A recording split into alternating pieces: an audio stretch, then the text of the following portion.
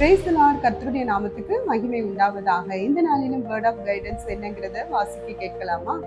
ஆதியாகமம் 4ஆம் அதிகாரம் 9, 10 இந்த 2 வசனத்தினுடைய பின்பகுதியை நான் வாசிக்கிறேன். கர்த்தர் காயீனை நோக்கி, உன் சகோதரன் எங்கே என்கிற ஒரு கேள்வியும், 10வது வசனத்துல என்ன செய்தாய் என்கிற ஒரு கேள்வியையும் இன்றைக்கு கர்த்தருடைய வார்த்தையை நம்ம தியானிக்க போகிறோம். ஆம் தேவ பிள்ளைகளை, இங்கே ஆண்டவர் கேள்வியை கேட்கிறார், டைரக்டாவே கேட்கிறார். உன் சகோதரன் எங்க, என்ன செய்தார்?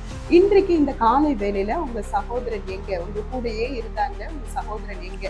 நீங்க கைப்பிடித்த மனைவி எங்க? நீங்க உடன்படிக்கை பண்ணி செய்யப்பட்ட உங்க புருஷன் எங்க? உங்க மாமியார் எங்கங்க? உங்க மாமனார் எங்க? இப்படி குடும்ப உறவுகள் எங்க அப்படிங்கிற ஒரு கேள்வியை கேட்டது போலவே இருக்கு பாருங்களேன்.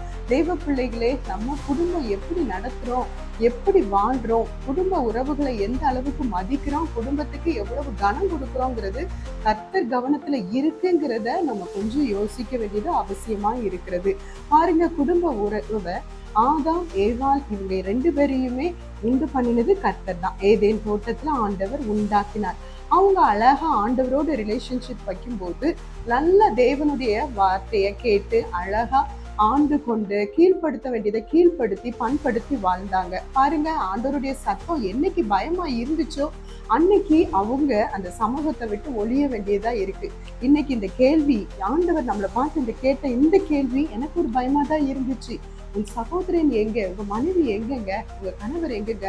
உங்க வீட்டுல இருக்கிற உங்க மாமனார் மாமியார் எங்கங்க அப்படின்னு ஆண்டவர் நம்மளை பார்த்து கேட்டா, இந்த கேள்விக்கு எத்தனை பேர் சந்தோஷமா சொல்ல முடியும்? ஆனா ஒண்ணு மட்டும் கவனத்துல வைத்துக்கோங்க, ஆண்டவர் கேட்கிற இந்த கேள்விக்கு ஒரே ஒரு காரியம் மட்டும்தான் நம்மளால எப்ப பதில் சொல்ல முடியும்னா, அவரோடு இன்டர் ரிலேஷன்ஷிப் வச்சிருந்தா கண்டிப்பா நம்முடைய கணவரோடு கூட நம்ம இசைந்து வாழ முடியும், மனைவியோடையும் இசைந்து வாழ முடியும். எப்போ என்னுடைய சகோதரனை நான் வெறுக்கிறனோ, ஆண்டவரோடு கூட தனிப்பட்ட கிருபையை நான் பெற்றுக்கொள்ளல அப்படிங்கிறது தாங்க ரொம்ப முக்கியமானதா இருக்குது.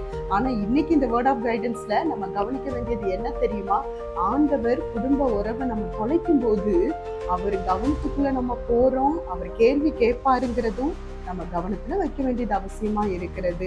தேவ பிள்ளைகளாகிய நாம குடும்ப உறவுகளை தொலைக்காம அந்த உறவுகளை மதிப்பதற்கு, அதை இழந்து போகாதபடி காத்து கொள்வதற்கு கிருபையை பெற்றுக்கொள்வோம். கர்த்தர் தாமே உங்களை ஆசீர்வதிப்பார். God bless you.